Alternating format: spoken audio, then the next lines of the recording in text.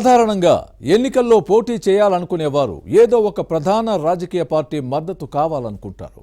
ముఖ్య నేతల సహాయం కోరతారు. ఆ తర్వాత ఓట్ల కోసం కులాలు, మతాలు, వర్గాల వారీగా సమీకరణలు చేస్తారు.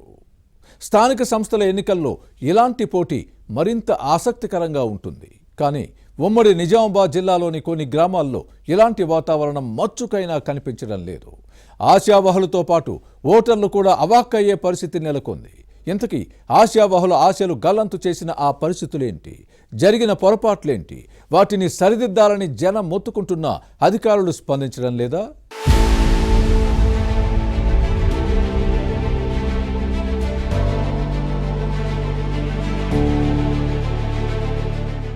ఉమ్మడి నిజామాబాద్ జిల్లాలో స్థానిక సంస్థల ఎన్నికల్లో రిజర్వేషన్ల ప్రక్రియ గందరగోళంగా మారింది. పోటీ చేయాలనుకున్న వారి ఆశలపై నీళ్లు చల్లింది. జిల్లా అధికారులు సామాజిక వర్గాల వారీగా నిర్ణయించిన రిజర్వేషన్లు అయోమయంగా సృష్టిస్తోంది. గ్రామాల్లో వాస్తవ పరిస్థితులు తెలుసుకోకుండా, ఓటర్ల సామాజిక స్థితిగతులు పరిశీలించకుండా రిజర్వేషన్లు ఖరారు చేయడం విమర్శలకు తావిస్తోంది. రొటేషన్ పద్ధతిలో గత ఎన్నికల్లో ఉన్న రిజర్వేషన్లలో మార్పులు చేసి అధికారులు చేతులు దులుపుకున్నారని రాజకీయ నేతలు మండిపడుతున్నారు. ప్రధానంగా సర్పంచ్ స్థానాలకు ఇష్టారీతిన రిజర్వేషన్లు కేటాయించారు. గ్రామంలో ఉన్న ఓటర్లు వారి సామాజిక వర్గాల ప్రకారం రిజర్వేషన్లు నిర్ణయించాలి.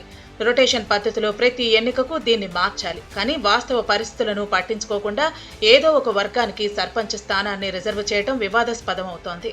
అసలు ఎస్టీ ఓటరు ఒక్కరు కూడా లేని పంచాయతీని ఈ సామాజిక వర్గాలకు కేటాయించడం, ఒకే ఒక్క బీసీ కుటుంబం నివసిస్తున్న గ్రామాన్ని అదే కమ్యూనిటీకి రిజర్వ్ చేయడం వివాదాస్పదమవుతోంది.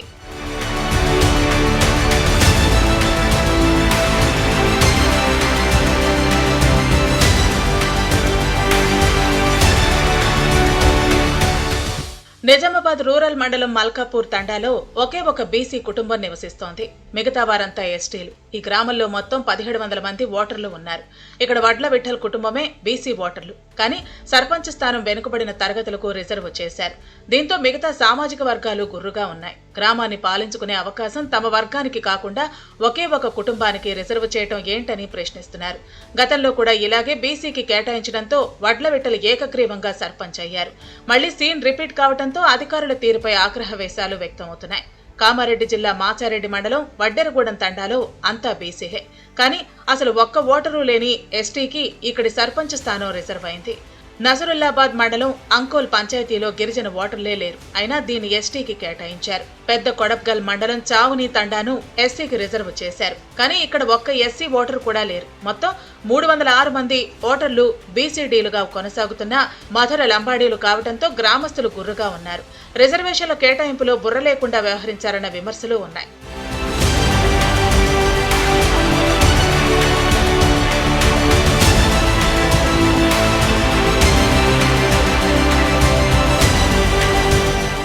రిజర్వేషన్ల ప్రక్రియ గందరగోళంగా మారటంతో ఆశావహులతో పాటు ప్రధాన రాజకీయ పక్షాల నేతల్లో ఆందోళన వ్యక్తమవుతోంది.